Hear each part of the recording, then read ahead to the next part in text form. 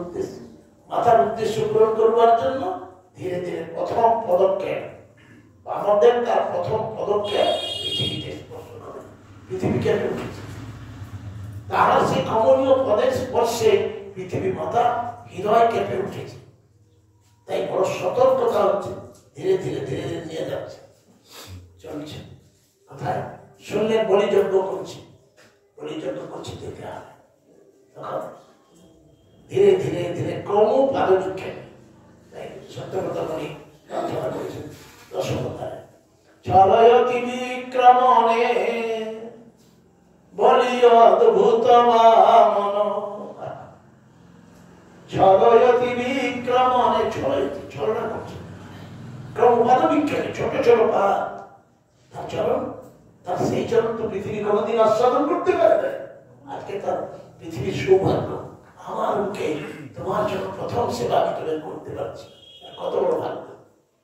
চলয়তি বিক্রমণে বলি অদ্ভুত বামন, পদনখ নীরজনিত জন পাবন, কেশবধৃত বামন রূপ, জয় জগদীশ হে, জয় জগদীশ হে।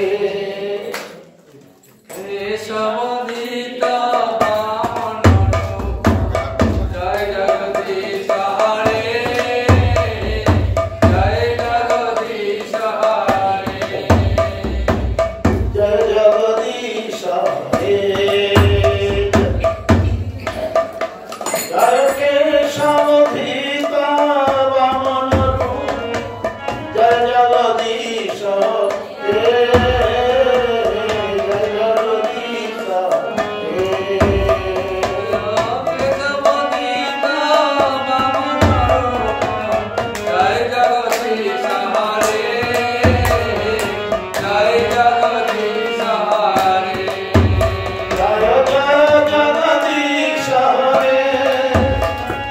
জয় জগদীশ হে,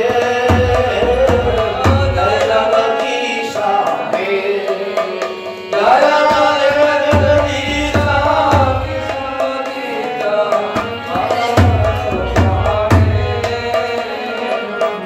জগদীশ। জয় বামন দেব, জয় বামন দেব, জয় বামন দেব, জয় বামন দেব।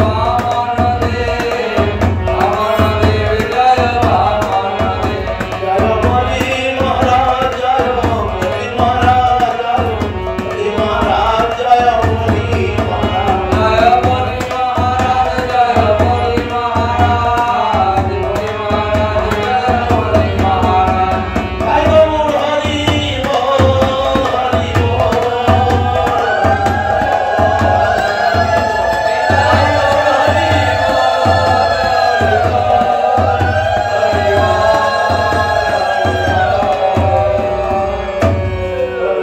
শ্রীমদ্ ভাগবতম কি আরেকটি কৌতূহলপূর্ণ কথা রয়ে যায়। যদ্যপি ভগবত ভক্তির কথা নয়, তবুও মায়া, এগুলি আমাদের আলোচনা করি না আমরা, কিন্তু প্রসঙ্গ এই যখনই মোহিনী রূপ সবাই দেখে সবাই মুগ্ধ, আরে দেবতা অসুর মুগ্ধ, স্বয়ং শিবজি মুগ্ধ। শ্রীমদ্ ভাগবতম কি। সুতরাং জগতে যারা বলে আরে শিব ব্রহ্মা এখানে এই মায়াকে জয় করতে পারেনি, আর মনুষ্য সমান, তাই একমাত্র উপায়। তাই গীতা বলেছেন, কি বলেছেন, দৈবী এসা গুণময়ী মম মায়া দূরত্বয়া, কিন্তু একমাত্র আমার চরণে যদি আশ্রয় করো অনায়াসে পারে। শ্রীমদ্ ভাগবতম। এখন পরিচয় কে চলছেন, বামনদেব। চলতে চলতে পৌঁছেছেন নর্মদার উত্তর দিশায়, যে জায়গাটার এখন নাম হচ্ছে কচ্ছ। আগের নাম ছিল ভিগু কচ্ছ, এখন নাম হচ্ছে কচ্ছ। কিন্তু বলি ভগবানের নিত্য, এই যে বামনদেবের চরিত্র, এর প্রতিটি পদে পদে এত গভীর তত্ত্ব লুকিয়ে আছে। ভগবান যখনই বামনদেব এসেছেন, কাকে বিশেষ কারণে, কার জন্য, বলির জন্য। বলির হৃদয়ে কম্পন শুরু হয়েছে, বলি অপেক্ষা করে আছে, গুরু কৃপা পেয়েছে, যত করেছে অপেক্ষা করেছে, ডাকটা শুনবো। যজ্ঞপতি বিষ্ণুর আমি আরাধনা করেছি, যতক্ষণ বিষ্ণুর ডাক না শুনছি ততক্ষণ আমার যজ্ঞ সমাপ্ত হবে না। ওরা বলি মহারাজ কি, তখন উনি অপেক্ষা করে আছেন বামদেব আসছেন আসছেন আসছেন, ব্যাস সেই যজ্ঞ হয় যেখানে পর্ণকুটির হয়ে যায়। পর্ণকুটির মানে ঘাস দিয়ে, পর্ণ মানে ঘাস দিয়ে কুটির তৈরি হয়েছে, পর্ণ যজ্ঞশালা। যজ্ঞ তৈরি হচ্ছে, বলি মহারাজ উঠেছে। শুক্রাচার্য বলে কোথায় যাচ্ছ, তোমার যজ্ঞের অন্তিম আহুতিটা। গুরুদেব আজকে আমার যজ্ঞফল, আমার মনটা কেমন জানি হচ্ছে, আমি আজকে যজ্ঞফল পেয়েছি, কেন আমার একটু আনন্দ হচ্ছে, কেন আমার বার চোখ লাফায়।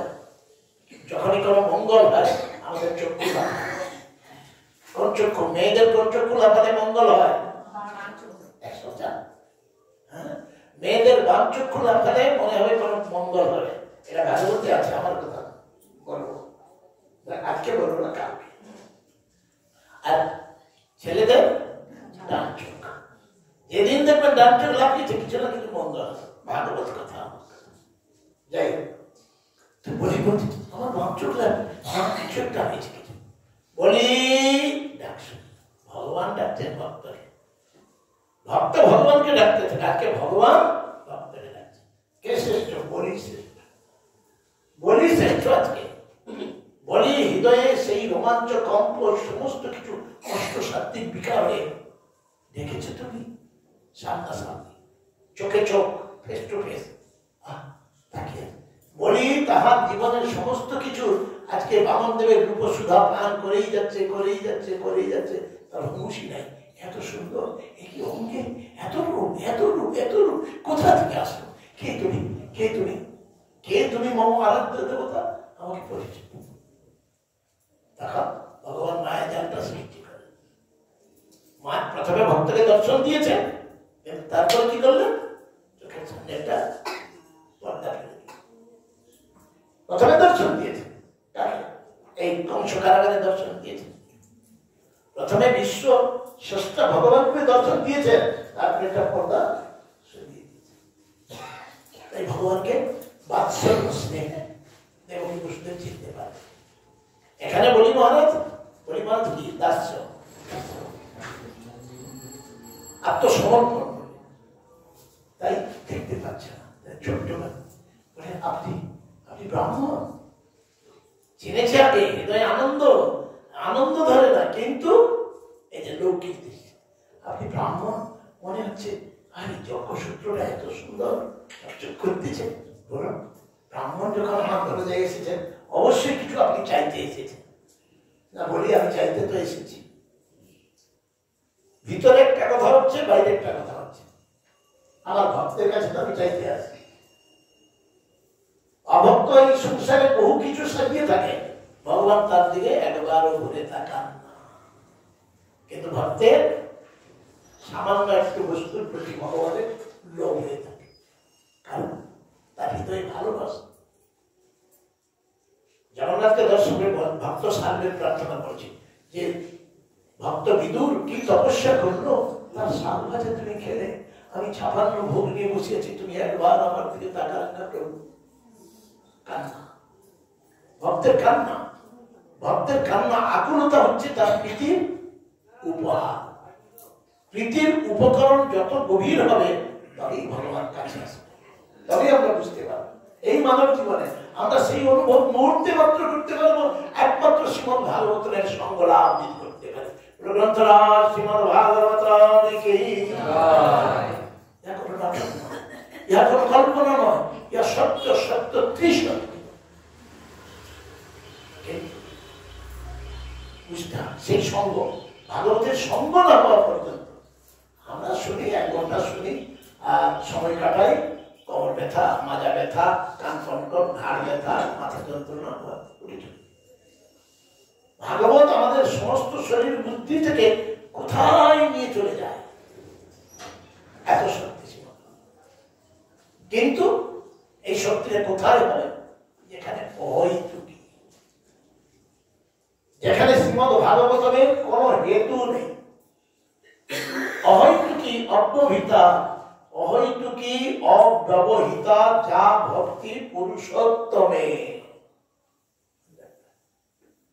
ভগবত ভক্তির কোনো হেতু থাকতে পারে না। আমরা সবাই ভগবানের দরজার কাছে এসে হেতু নিয়ে, আমি ভালো থাকি, আমার বউর শরীরটা ভালো থাকুক, তার বাচ্চার শরীর ভালো থাকুক, নাতিপুতি ভালো থাকুক, আমার এটা হোক, আমার ছেলে পরীক্ষা পাস করুক, এটা এই দুনিয়ার কামনা নিয়ে একটা নারকেল নিয়ে না, একটা নারকেল দিলাম, আমার এতগুলি নিলাম, আশা পূরণ করে আমরা ঘুষ নেই আর ঘুষ দিতেও যাই। এরা ঘুষ আর কি বলবো, আরো অধিক বলার প্রয়োজন।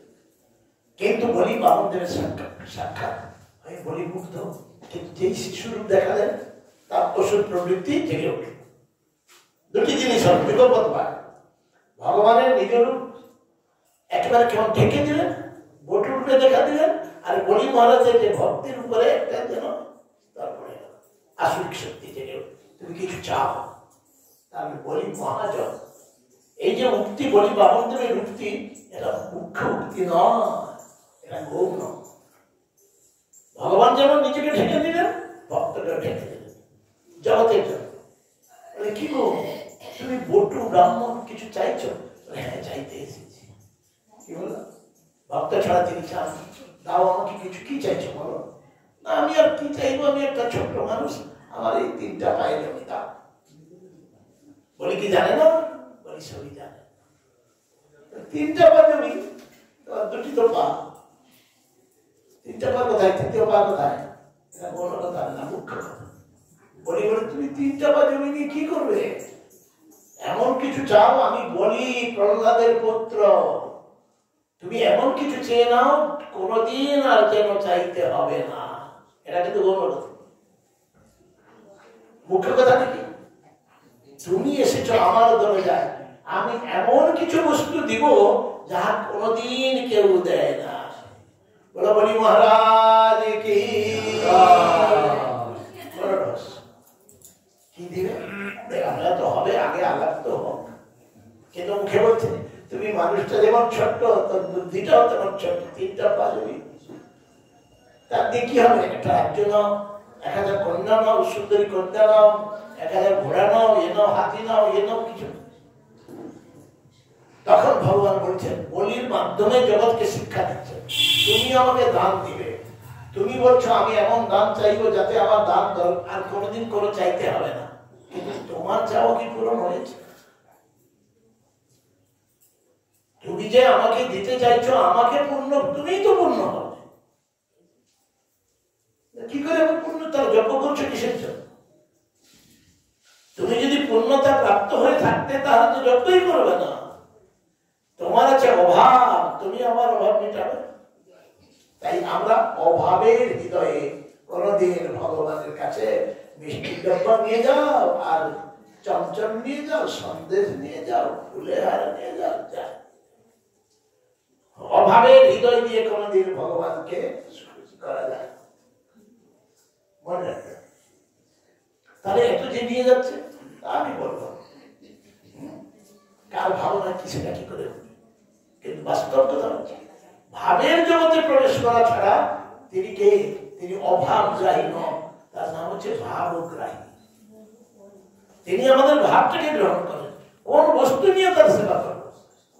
গঙ্গা গেলে গঙ্গা পুজো, জলটা তুললাম, আরে গঙ্গা থেকে জল উঠে গঙ্গা পুজো করে, এটা কি পুজো? ঠিক আছে,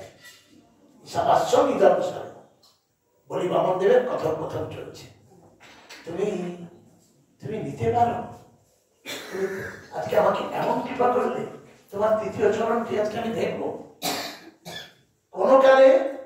কোন কালে দেবতা, গন্ধর্ব, যক্ষ, রক্ষ, কিন্নর, ভক্ত কেউ যা দেখতে পায়।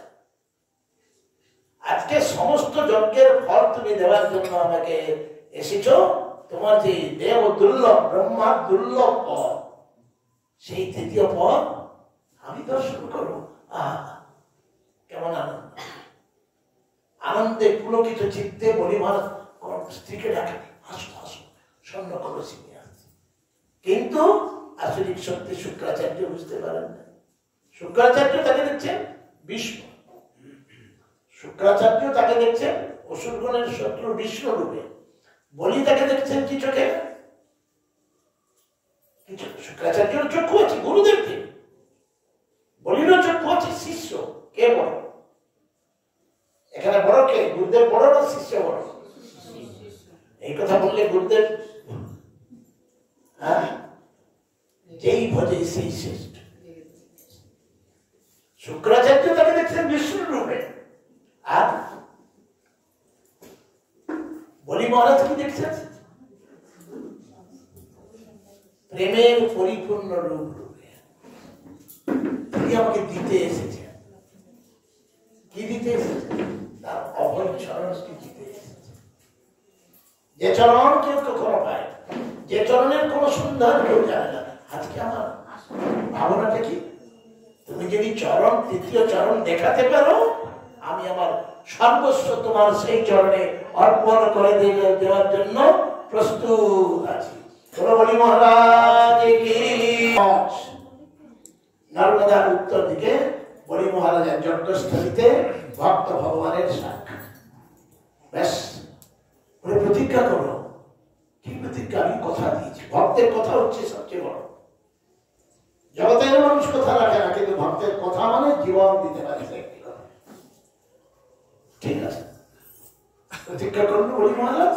তখন একটি পায়ে প্রথমে পৃথিবী, স্থল, জল সমস্ত কিছু একটি পায়ে, পাদ বিক্ষেপ, বিক্ষেপ। বামন ছিলেন, তিনি হলেন ত্রিবিক্রম। বামন থেকে ত্রিবিক্রম, তিনটি পা, ত্রিবিক্রম, বিক্রম। দ্বিতীয় পা ক্রমে উঠলে উপরে দিয়ে স্বর্গ, মহ, জন, তপ, সত্য, একেবারে সত্য লোকে ব্রহ্মায়ের কটাহ, এই যে ব্রহ্মাণ্ডের কটাহ 8টি আবরণ ভেদ করে। পদনখ নিরজনিত জন পাবন, বিরজাকে ছেদ করে দিল। আর ব্রহ্মা ছিলেন বিরজা থেকে প্রথম কমণ্ডলটি ধরে নিয়েছেন ব্রহ্মা, সেই গঙ্গা জল। সেই তুমি অহংকার করেছিলে বাইরে, এটা দুইটি ব্যাস স্তুতি হচ্ছে। তুমি বলেছিলে তৃতীয়বার জমি দিবে, কোথায় জমি দাও? বলি মহারাজ মাথাটা নিচু হয়ে গেছে, তখন কি দেব? কিন্তু ভিতরে বললেন, আমি তো দিব, দিয়ে রেখেছি, তুমি আগে আমাকে দাও। তোমার চরণটা না দিলে আমি তোমার চরণটা বন্দনা করবো কিসে? তুমি বলেছ তৃতীয় পাদের জমি, তৃতীয় পাদের জমি দেওয়ার নাই, তোমার তৃতীয় পাদটা কোথায়? ভগবান হেরে গেল। ঠিক আছে, ঠিক আছে, তুমি তৃতীয় পদ দাওনি, আমি হৃদয়ে পেয়েছি, আমি হৃদয়ে পেয়েছি, তাই আমার সমস্ত কিছুকে অর্পণ করলাম, তুমি গ্রহণ করো। আমার এই মস্তকে তোমার চরণটি অর্পণ করো। বলো বলি মহারাজ কি। মাথাটা নিচু হয়ে গেল। বৈষ্ণব ভগবানের ভক্ত যখন নিজেকে সমর্পণ করে মাথাটা নিচু হয়, আর আমরা সমস্ত দাসবোধা মাথাটা উঁচু করে থাকতে চাই। মাথাটা উঁচু করে থাকে মানে অহংকার, অহংকারের সাইনবোর্ড। বৈষ্ণব সদা সর্বদা নিচু করে থাকে, কারণ আমি তো নিচু, আমার মতো নিষ্ঠ এই জগতে আর দ্বিতীয় কেউ নেই, সুতরাং আমার মস্ত উঁচু হতে পারে না। এই বলি মহারাজের শিক্ষা। ব্রহ্মা বুঝতে পারলো না, তাকে ভগবান তাকে বেঁধে ফেললেন। বেঁধে যখন ফেললেন, কি বাঁধলেন? এই ভগবানের এই বন্ধন, এটা ভগবান তার সবকিছু নিয়ে তাকে বাঁধার কি দরকার? ব্রহ্মা পর্যন্ত বুঝতে পারেন। ব্রহ্মা এসে স্তুতি করছে, প্রভু আপনি তার সবকিছু নিলেন, দিয়ে তাকে বেঁধে ফেললেন। বলি দেখুন মুহ্যমান, তার মুখটা নিচু হয়ে গেছে। ভগবান আছেন, ব্রহ্মা তুমি বুঝবা না, তোমার এই শক্তি নেই বুঝবা। আমি তাকে বেঁধেছি কিসের জন্য জানো? তাকে বাঁধবো না, কাকে বাঁধবো? যে আমাকে সমস্ত কিছু সমর্পণ করে দিয়েছে, আমি তাকে প্রেমের সুতো দিয়ে আমার চরণে বেঁধে রেখেছি, কোনোদিন এ সুতো ছিঁড়ে যেতে পারে না।